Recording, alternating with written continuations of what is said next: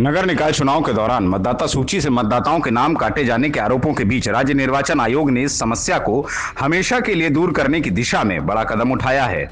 इसके तहत आयोग अन्य कई राज्यों की तरह उत्तर प्रदेश में भी लोकसभा चुनाव की मतदाता सूची से नगर निकाय की मतदाता सूची को जोड़ेगा। इसी मतदाता सूची पर किसी भी चुनाव से पहले काम होगा। इस सूची में हर वोटर की फोटो भी होगी ताकि गड़बड़ी की कोई गुंजाइश न हो। राज्य निर्वाचन आयुक्त मनोज कुमार ने कहा कि नगर निकाय मतदाता सूची को लोकसभा चुनाव की सूची से जोड़ने का काम बाराबंकी से करने का प्रयास किया गया था, पर उस पर प्रयोग पर काम ही शुरू नहीं हो पाया। इसमें कुछ व्यावहारिक दिक्कतें आई थीं। सवाल उठा कि यदि नई सूची में खामियां निकली तो जिम्मेदारी किसकी होगी। वहीं भारत निर्वाचन आयोग ने इसकी जिम्मेदारी लेने से मना कर दिया। आयुक्त ने कहा कि अब हम लोकसभा चुनाव वाली सूची को आधार बनाकर अपनी फोटो युक्त निर्वाचक नामावली तैयार करेंगे।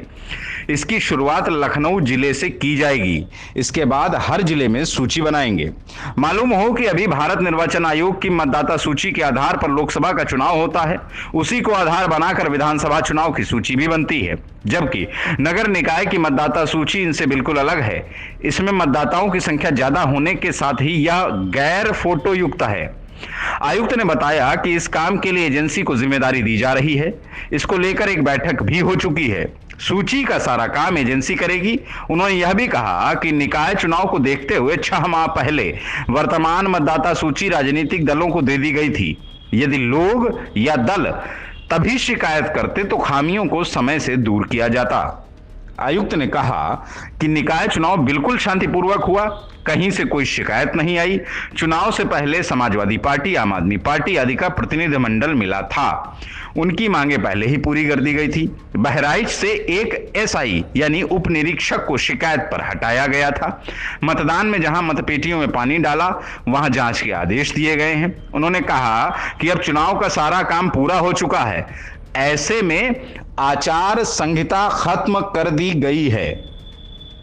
उधर सपा प्रमुख अखिलेश यादव ने आरोप लगाया कि गोरखपुर में जब मतदान हुआ तब और जब वोटों की गिनती हुई तो उसमें अंतर पाया गया।